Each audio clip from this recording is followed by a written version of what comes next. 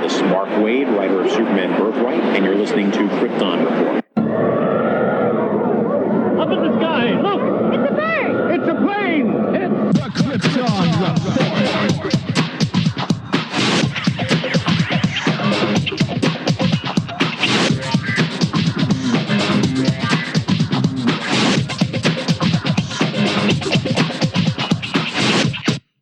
Welcome to the Krypton Report Podcast, presented by the Southgate Media Group.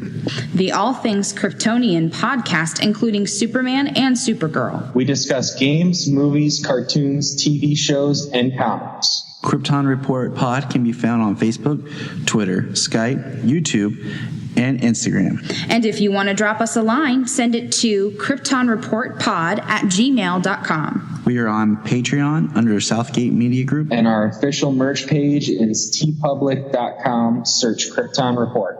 Now on with the show.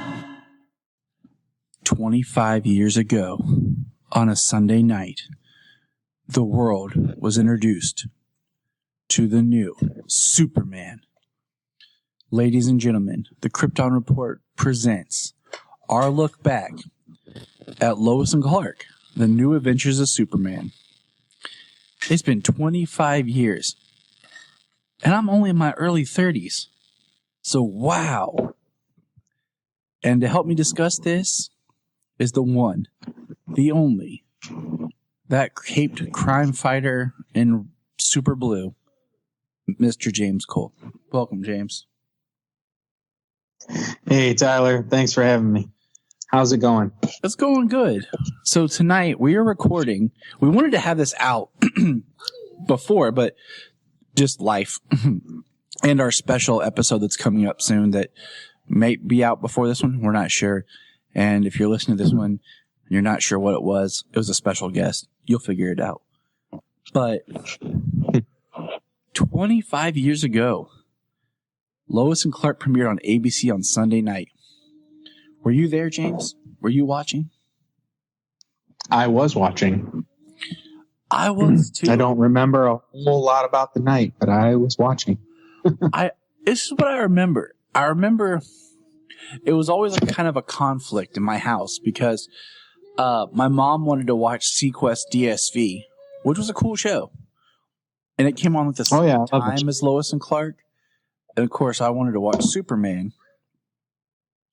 So there was always, this conflict of butting heads of who is going to control the TV. Lois and Clark was one of those shows as a child I watched. You miss an episode here and there just because you do your stuff with family and but I remember watching it every Sunday, that I could. And I was thinking about this with the show, and we're gonna take a trip back. So just to recap, okay? 1987, Canon Films had released Superman 4: The Quest for Peace, and there's a really weird rights battle. With where the Salkinds had the rights to Superman. They sold the rights or part of the rights to Canon. That's why Canon did Superman 4. And then 88, we have Superboy, the TV series, which ran from 88 to 92. It ran for 100 episodes and 4 seasons. And that was produced by the Salkinds. And there's if you look at the history of the character of Superboy and where it falls in like the mantle of everything, it's really weird because there was battles that even Jerry Siegel and Joe Shuster had in court about the character of Superboy being different than the character of Superman, even though the Superboy I'm referencing is the younger Clark Kent. And the Superboy TV series was basically like Superman, just they called him Superboy because they weren't able to do Superman. I don't know. I didn't look enough into it, but he was in college. It's not much of a boy when you're in college, okay? I say all that because then in 89, you have Batman come out.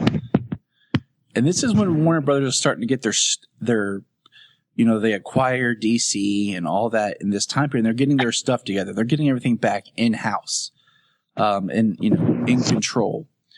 So I didn't think about this at the time, but Lois and Clark is the first kind of Warner Brothers, we own the characters, Superman.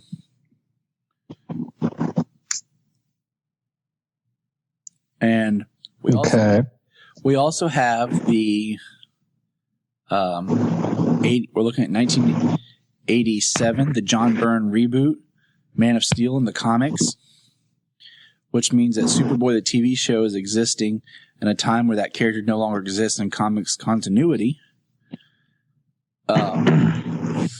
So 92, Superboy gets canceled, and mainly I think it's because the rights issue. Like, Warner Brothers has the rights owning DC, so they're putting out now their own product, and that's when we get Lois and Clark.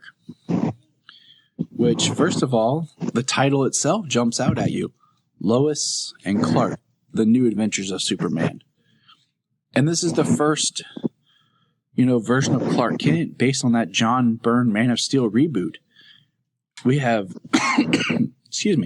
John Shea as Lex Luthor as the first post-crisis Lex Luthor. The billionaire scientist person. Okay. So that's interesting. Yeah, so I mean, there's a lot, if you think about it, you break down for a minute, there's a lot in this show just right there that really puts it up on this is the first proper Superman show to come to television since The Adventures of Superman in the 50s with our good pal George. Wow, that's a pretty large gap there. It is. It's one of those things you don't think about. And I also want to throw out that we also had in 1990, from 90 to 91, CBS had The Flash. So another DC property that was trying to make it on television. So that kind of sets the stage of where we are at this time. We just had the death of Superman, the return of Superman, and then 93 Lois and Clark hits. So we're gonna talk now. The pilot episode, I don't know at all about TV production, but I do know things. And in the 90s, TV was shot on tape. So there's a lower grade quality for an easier way to shoot television. And this pilot was actually shot on film, 35 millimeter film. Oh, that's excellent. It is. And I was thinking about this as this is me speculating, but looking at it, I'm wondering if they shot this pilot, because the pilot was a 2-hour, series premiere. I think it was 93 minutes or something like that was the actual pilot episode. If it hadn't gone to series, if it just would have been a made-for-TV Superman movie. Because they invested the money in it. There are shots in there where you can tell they shot out on location, not in the back lot. There's definitely more quality to the filming. And it has more of a 90s TV movie feel than a lot of pilots and stuff did at the time. Mm-hmm. So that's kind of the background of where we're going with this.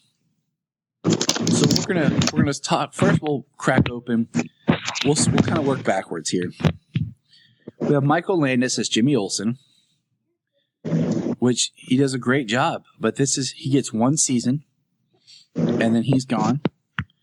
But he does a very job. He's a little bit more of an older, mature Jimmy, but it seems like he's maybe 5, maybe 6 years kind of younger than Clark, which is fine. I'm cool with Jimmy and Clark being a little bit closer in age, more like brothers. There's an age difference, but nothing that's extreme.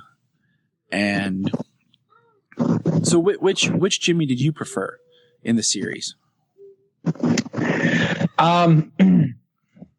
Well, I enjoyed the guy who played Jimmy in the first season. I enjoyed him really well. They carried over some character traits for the other guy. What was his name? The second actor? Yeah. Justin Whalen. I used to know. Yes, Justin Whalen. That's it. I mean, they both brought some qualities. He got to play Jimmy a little while longer. I would have been fine if the first guy who played Jimmy stayed on. I felt bad for him because they're like, yeah, you look more like Clark's younger brother, so you can't be Jimmy. And I'm like, man, like no one thought of that when they were in the casting process. Right. And so we got our Jimmy Olsen, and we have, where's the actress's name? I have it written down, but we are introduced to a very 90s style Cat Grant. Very oversexed Cat Grant. Like, nowadays, kind of like uncomfortable. Like, yuck, Cat Grant. Like, you're trying too hard, lady. Tracy Scoggins. We also meet Lucy Lane, who I do not remember how much she shows up in this series, but she's in the pilot. I only remember her from the pilot. Yeah, I just watched this season. I watched seasons 3, 4, and half of 2 recently. It's been a while since I've watched 1 and it's completely, so I could be missing some things. Now, what are your thoughts on Lane Smith's Perry White? Well, he's the Perry White that I grew up with. I mean, he got to play him the longest. Perry White, since even back in the movies, he was only in and out when they were in the office. In this show, he's a main character. Seeing as the show is titled Lois and Clark, it's actually about Lois and Clark inside of the office, and it's just I think he brought a lot of character to Perry White. He's the most memorable version of Perry White, and I enjoy the actor himself. So to see him be in every episode and be the mentor, Perry White, and he did a really good job of him being a mentor, as well as learning from his employees, learning from the people under him, from Lois and Clark and even Jimmy. And I agree completely. I think this is my favorite version of Perry White. I could have done without all the Elvis love, but that's okay. I get that works, but it's okay. It works. But like you said, for the 90s, for the 90s and for the character's age, I mean, that put him right in the time. Right. It works for, this version.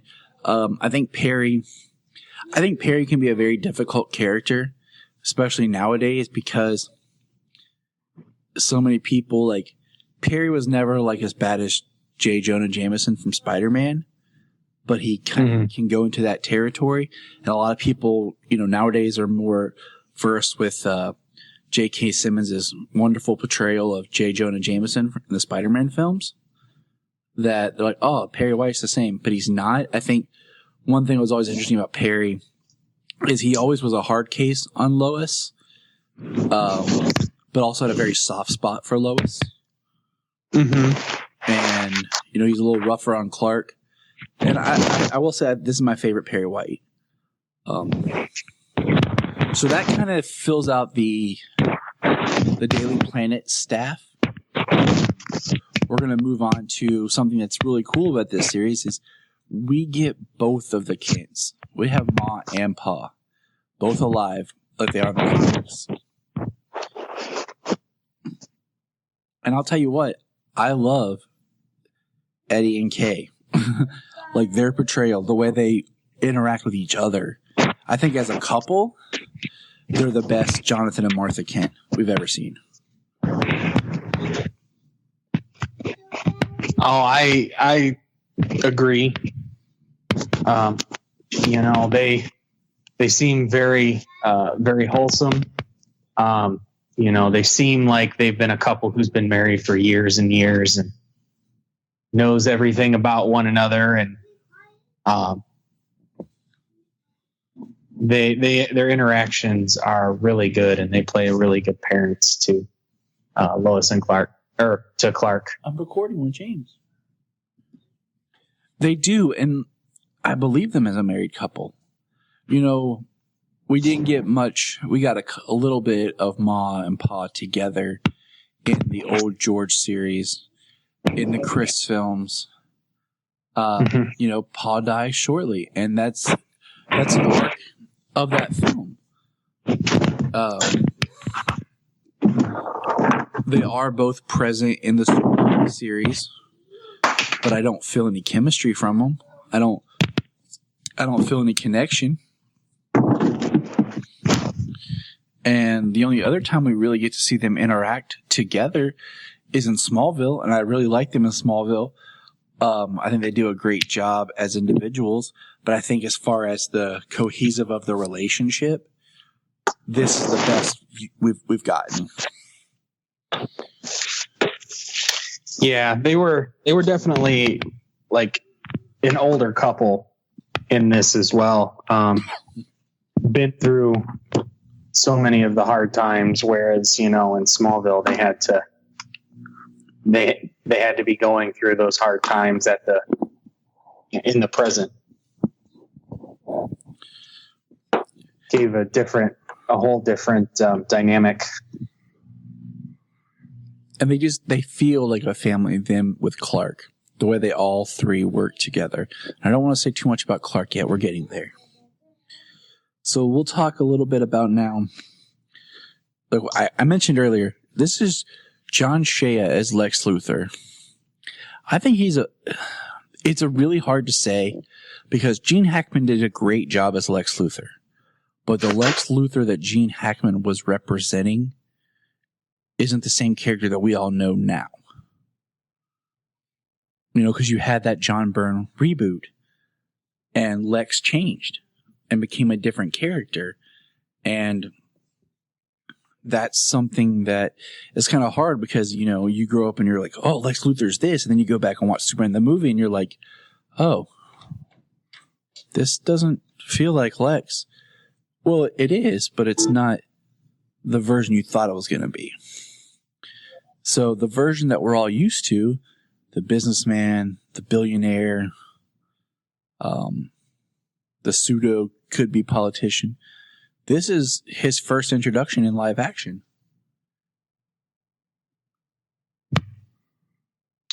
John Shea does a wonderful job as Lex Luthor.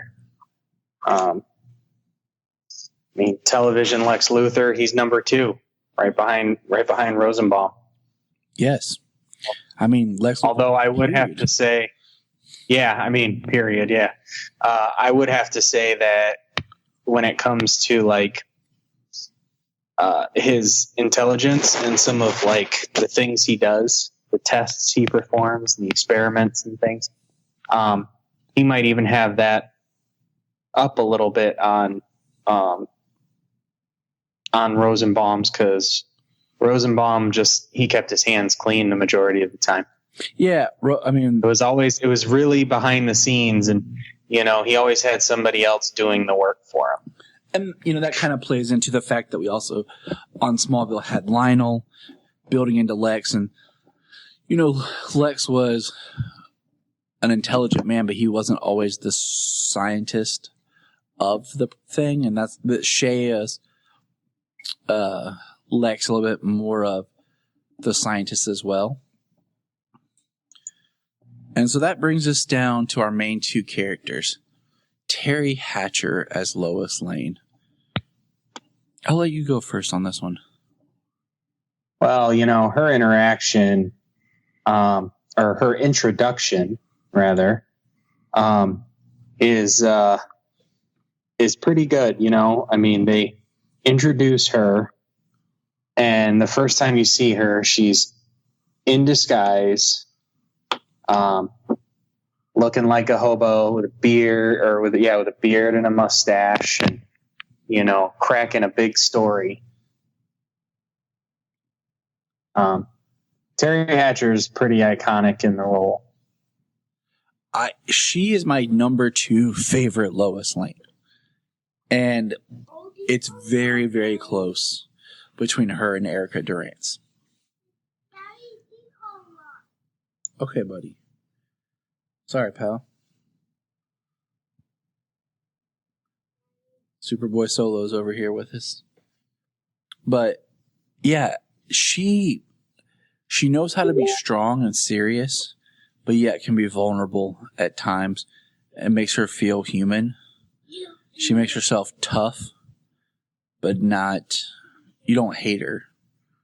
And you believe her. Like Kate Bosworth in Superman Returns, I never believed her as the character. She was just annoying, and part of me almost wished she would have drowned. That's horrible to say, but she didn't feel like the character. Terry Hatcher feels like Lois Lane.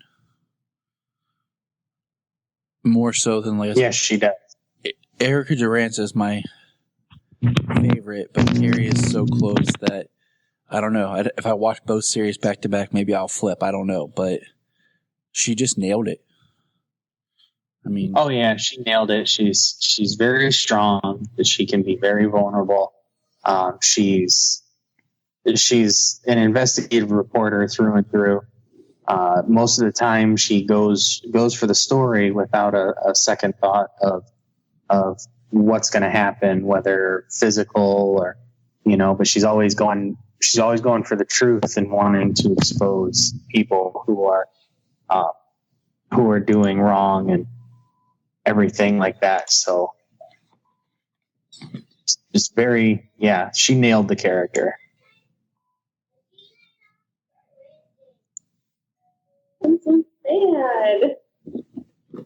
And that leads us to the main man himself, Dean Cain.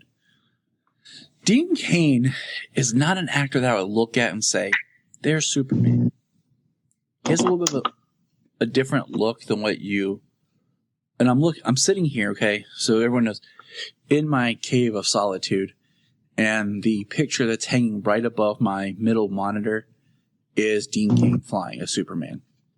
To the right is Christopher Reeve. Below him is Kirk Allen. And to the left of him is George Reeves. So that everyone has an idea of what I'm staring at. So when I say, Dean Cain has a different look, one thing that was noticeable with his Superman was they did a complete slick back of the hair. They didn't do the curl.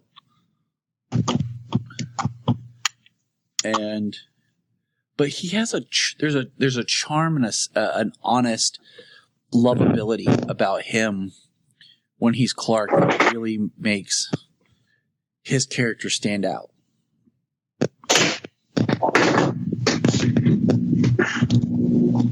Yeah, he's very good, and you can see that in the pilot here, where farther down in the pilot when some police officers are cracking jokes, and he's very serious in the fact that somebody died, that and they deserve the respect.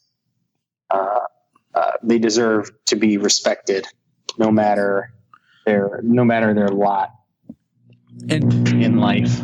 With his Clark, being after the John Byrne reboot in the comics where Clark was given more of a character. It was a little bit of a different version, and I personally always kind of go back and forth because I love his Clark. And I always kind of go back on how much Clark should be off-putting. Like, should Clark be kind of charming? Should Clark stand out? Or should he blend in more? People always argue who's the real identity, Superman or Clark. I always kind of fall in the middle with I think, there's the Clark Kent that he presents to the world. That's a little bit of an act. And then Superman is an act, to a point, and the real person's in the middle. It's like he becomes these two characters, to be able to exist. And with Dean Cain's Clark, I think it falls more in the lines of, excuse me. I think it falls more in the lines of the kind of Clark that George Reeves did, as well as I think a little bit more in lines with the little bit of Clark Kent that we saw from Tyler Hoechlin in Supergirl, where you like Clark. He is a little goofy, straight-edged, kind of Boy Scoutish, but Clark still has his own character. And I think that's something that's unique to this series because, Chris's portrayal of Clark is so much more of the bumbling goofball that we all think of, that is the extreme version of the act of Clark, that it's very hard to shake and create the little bit more serious Clark.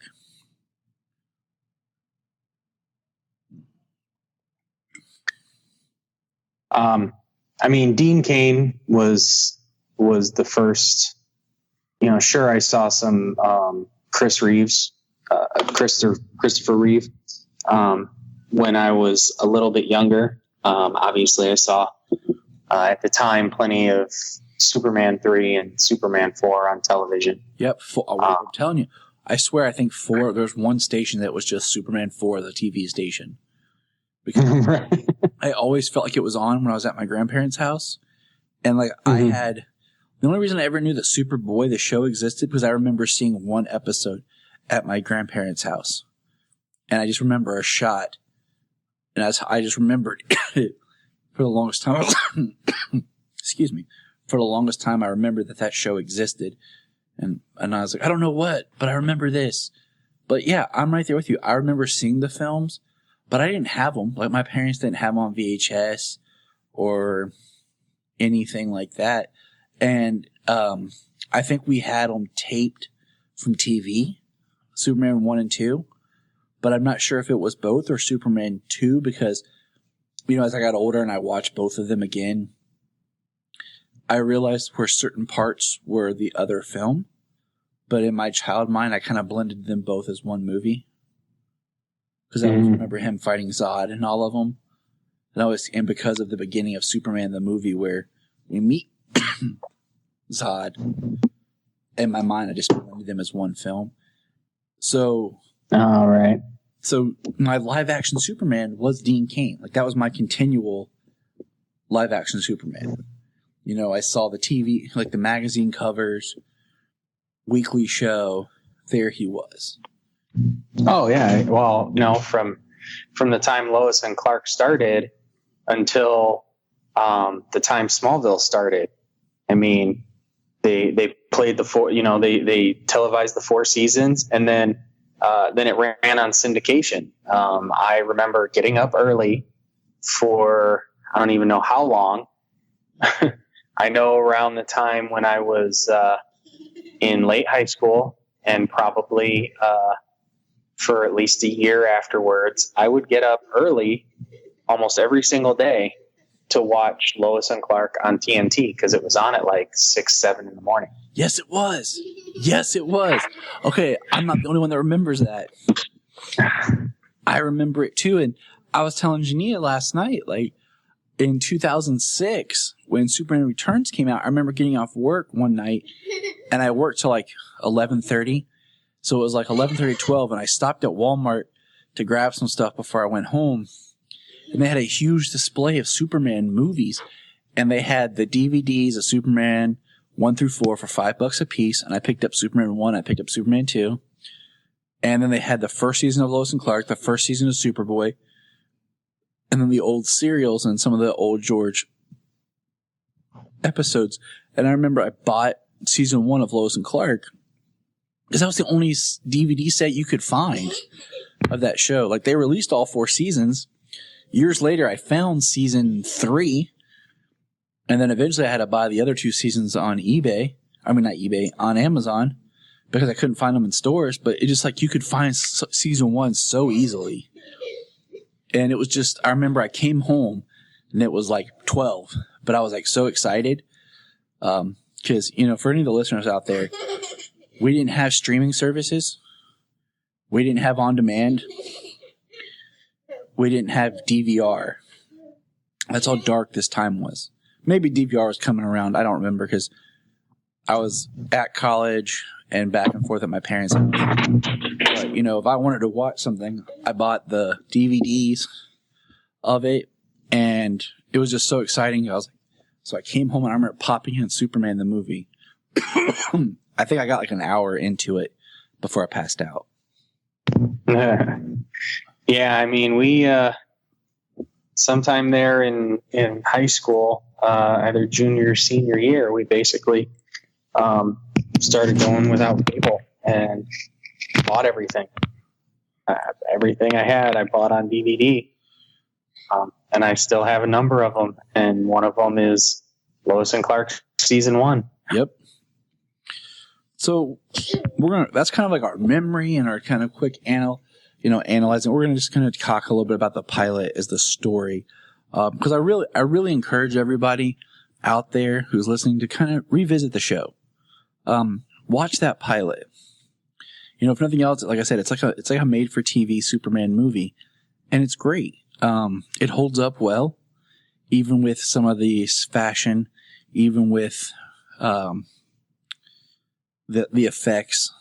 It's still a good time to watch. I do know that Lois and Clark will be premiering on the DC streaming service, the DC Universe, which is dropping on the 15th.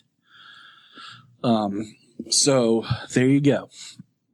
You'll be able to watch Lois and Clark and enjoy that pilot episode. If nothing, I mean, check out the show. It's great that we have this different Supermans of different time. Like, while this show was going on in 1996, Superman the Animated Series premiered. And I remember that was so awesome because I had my Superman cartoon and my Superman TV series for a year. But it was just a good time. So the pilot episode, you know, it is Clark coming to Metropolis, and we get to see that the one thing, this is kind of my scattered brain, is looking back that doesn't quite make sense is why he wears glasses. You know, Clark shows up, he has his glasses, he has an interview with the Daily Planet, but Perry turns him away. He hears about a story that Perry assigned Lois, but Lois didn't want to take it. He takes the initiative. He does the story. It's a beautiful scene of they're tearing an old theater, and Clark, you know, delays it by using his heat vision equipment. And he writes the story, and it's, you know, we hear him writing it. We see him typing. And if I remember my comic books accurately, he was hired as a typist, because one of his things, he was the fastest, because there's a line in Superman, the movie, where Perry says, if he isn't the fastest typist that I've ever seen. Right. Well, in the pilot, you know, he's typing so fast that his keyboard on his computer starts smoking. Yes, we do have computers. That is nice. I mean, there's a lot of really cool jokes throughout the series, if you think about it, where it is the very early age of the internet and computers, email, And you're just kind of like, oh, yeah, there was a time before that.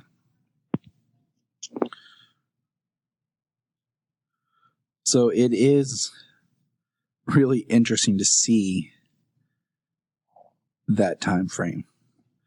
And basically, there's a space station being launched, and Clark, gets paired up with Lois. They start investigating it. And as the show goes on, Clark does Superman things, but he realizes he needs a costume. He needs something that he can help people, but still maintain being Clark. So once again, that shifts more about the personality and who this character really is, that Clark is the character and Superman is just something he does. It's him, a part of him. And that works for this. I've already explained my thoughts and ideas about it, but like I said, I thought it was odd that he wore the glasses already, and I always liked the idea that glasses were added later as part of the disguise. Yeah, I mean, that's an idea. I never really thought of why is he wearing glasses already? Except for, as the pilot goes on, we discover that he's traveled the world.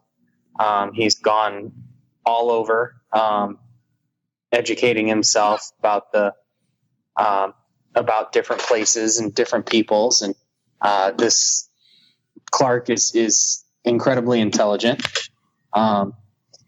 very worldly, and he I almost lost my train of thought there. It's a big deal late at night.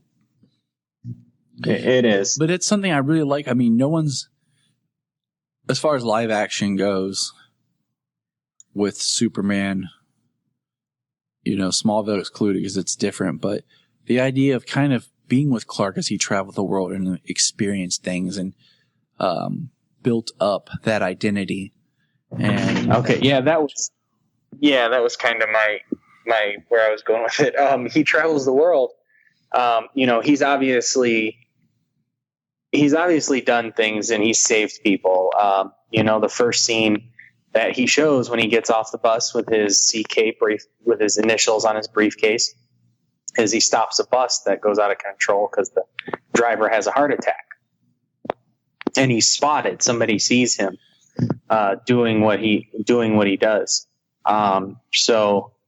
It could have been at some point he just adopted the glasses to be like, okay, take them off, save somebody, and throw the glasses back on. Not exactly the first person they're going to look at. Mm-hmm. Perhaps that could be something, but can I just say that there's a lot of scenes that if you watch carefully, you can kind of tell how things were filmed, because there's scenes where Dean Cain's hair is a little longer.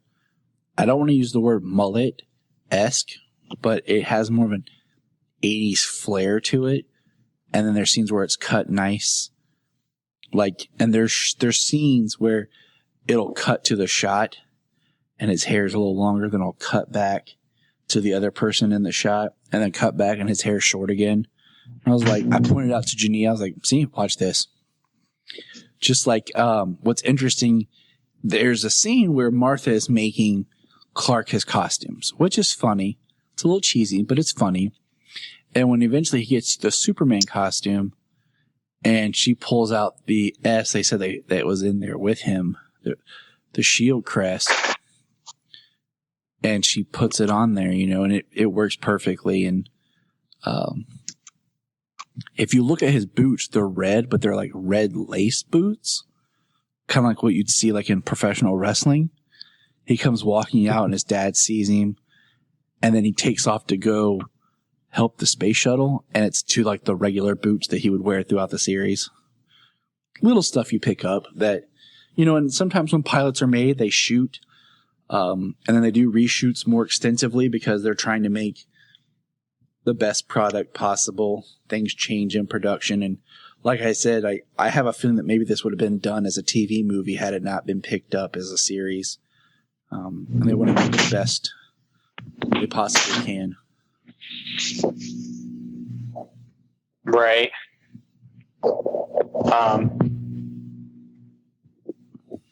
You know, the flight effects that they used in this, you know, the scene early on when he's laying in bed in his hotel room and the light is flashing, you know, it doesn't look too shabby of him just basically floating. Like he's laying down and he floats all the way up to the ceiling, taps the light and everything, and floats back down to the floor or back down into bed. Exactly. The one of the final shots of the film or episode is he flies Lois into the Daily Planet headquarters. And that's one of the scenes with the longer hair. But it looks so good and smooth of him coming through those windows, holding Lois and putting her down, that it holds up. And then the effect of where he's talking with Lex at the very end, where he basically is like confronting Lex, like, I know that you had involvement there. I can't prove it. And he makes a statement back to Lex, because earlier Lex said he loved being in Luthor Tower, or Lex Tower. And it was the highest point in Metropolis, and everyone had to look up to see him. And Superman walks out and like glides up and says, if you want me, all you have to do is look up. And he takes off. And that looks great. I mean, it holds up beautifully. The scene that was used in the opening credits of Clark in his regular clothes flying where he's heading back to Kansas looks great. The scene where Clark grabs Which Lois, I like. and he's running out from a bomb, but he kind of like takes off and flies with the explosion. Looks great. Mm-hmm. I like I like that scene where he flies back home to Kansas for dinner and stuff, and his mom fixes his clothes because his clothes get damaged in a lightning storm on the flight there. He mentions a electrical storm over Cleveland. Yes, he does. I didn't catch that where he says about it being Cleveland. I was like, that's really cool. Just a slight nod, kind of like, oh, people laugh like, oh, Cleveland, Ohio, but they don't, not everybody, not everyone's going to think, that it's, the birthplace of Superman. Right. Hey, I didn't even catch that rewatching it. I'm always on the lookout for Ohio. Got to represent. Right.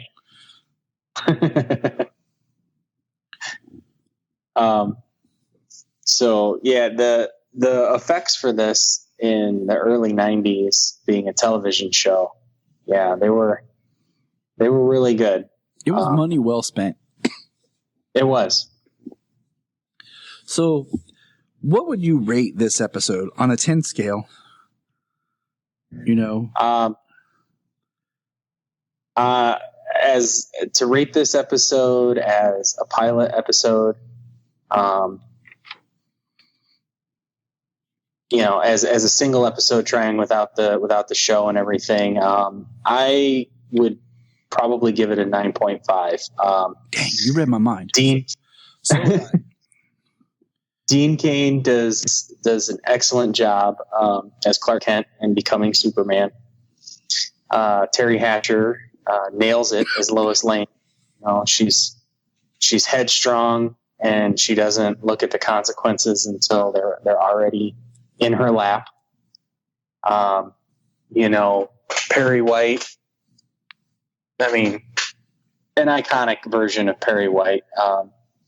The only actor who got to play Perry White that long, and really got to leave his mark on the character.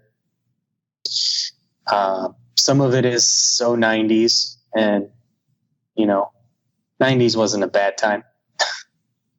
No, it wasn't. But very good. I enjoy it from beginning to end. It's a very good story on on Clark Kent becoming Superman. The scene where his mom is making to the traditional Superman costume. Yeah, it's a very strong episode. You need that montage, costume montage. I mean, they did a cool costume montage in Supergirl, and it was cool because you kind of had an idea of what kind of costume where she was going with it, because of her cousin. But yeah, I would 9.5. It's great. Watch it, enjoy it, and you have 4 seasons to enjoy the show and watch their chemistry grow. And it's got and the pilot episode it's not just the character introductions. There's a full plot line that runs through it with the space station Prometheus, with the messenger exploding on takeoff, the scientist who was murdered, Lex, being behind everything, but no way to prove it. His hands are clean in the matter. Lex becoming the savior of the space program,